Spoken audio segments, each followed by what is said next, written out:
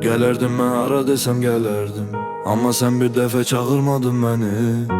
Gülerdim yok eser o gülüşlerden, gül deyip değme yarama benim. Her defa yazdım sen hemen necesen, bir defa mesajıma cevabın gelmedi. Seni niye sevdim, belki gözlere aşık, belki gülüşün kesti nefesim gelmedi. Garibe al bir insanı evin sayma, kapı açılmır yüzüme açarı başkasına düşünerek yüreğini yandırıp seni seven ben seninse elinden nişan ayır başkasına. Hislerim ölü gibi yatıp ona değme, o yatmış güzel o ya da bilmez öpüşün. Birce sözün artık şirin değil gülüşün, sevgi bitti kaldı sensiz bu düşün.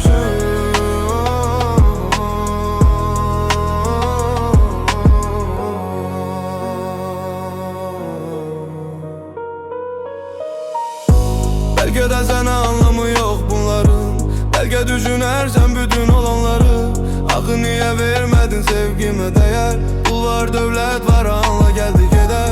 Öldürdün sevgimi katili sensen, ümidi boşa verme gelir deli sersem. Günahkar kimdim ben yoksa sen belede gidemedin akı gelmeni sevsen.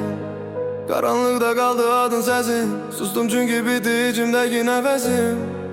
Sen gittin, ben kaldım tek sükut içinde.